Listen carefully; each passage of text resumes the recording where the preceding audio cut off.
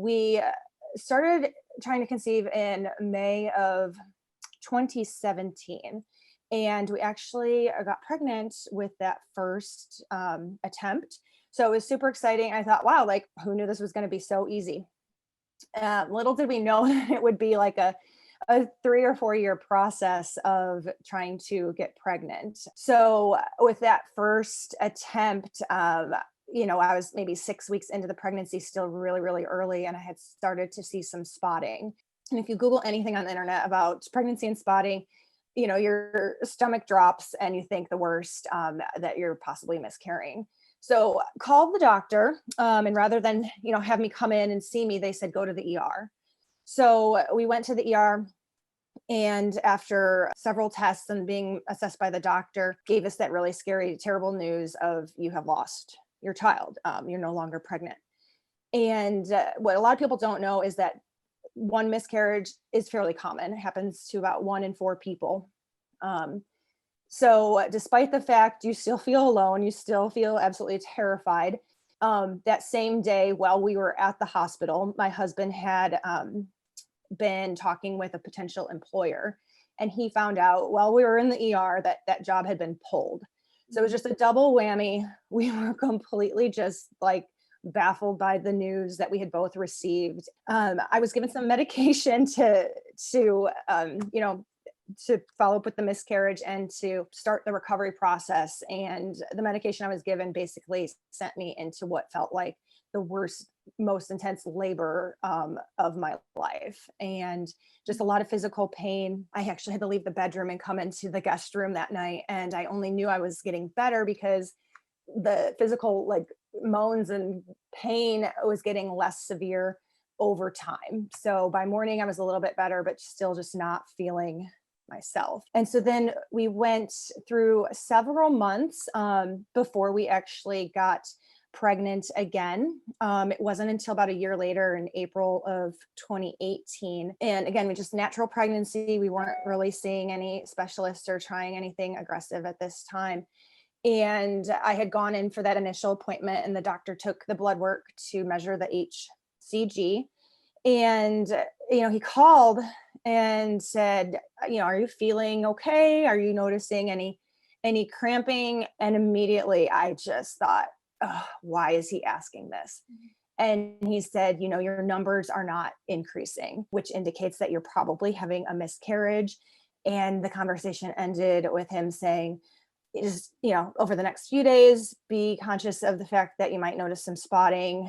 And if, you feel the need to call us and come in, let us know. And I think I did go in that next week just to have them check the HCG numbers until you reach your baseline of 0 again. So that was the second miscarriage. And, after a year of having the first pregnancy, again, we just were completely discouraged mentally, physically, just everything you're going through at that point. You think, okay, one time I could see, 1 in 4 people go through that.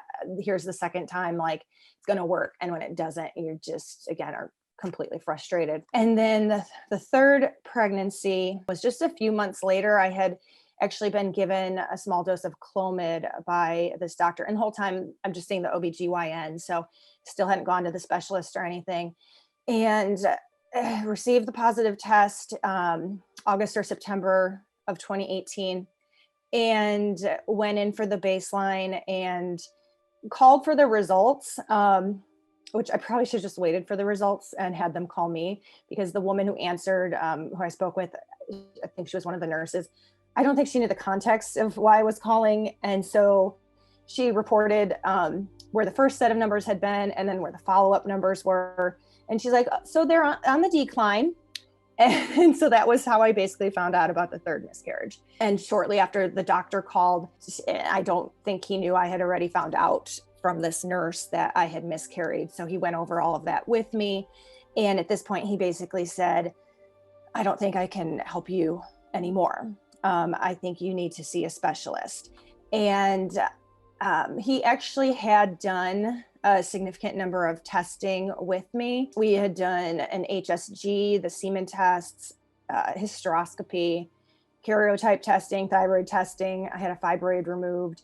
And, I think he was equally as discouraged and suggested I see somebody. And, to be honest, it never had crossed my mind that I should see somebody. To me, going to a specialist meant I'm ready for IVF. Sign me up. Like, here I am with my checkbook. I'm ready to pay the big bucks to get a baby. And, with his suggestion, I did go and see a specialist in Birmingham, Alabama, and they had a satellite office in Montgomery, which was much closer to us. And they did some initial testing to look for clotting disorders. And so at that time, I was diagnosed as having MTHFR and the PAI1 inhibitor. And so they suggested that those two disorders could have caused clotting, which then resulted in the miscarriage. And they gave me so much hope. Not only were the ladies in the office amazing and so supportive, as well as the doctor, but they said, here's the plan. We're going to have you on baby aspirin every day. We're going to have you start taking progesterone a few days after you've ovulated to help support any potential pregnancy.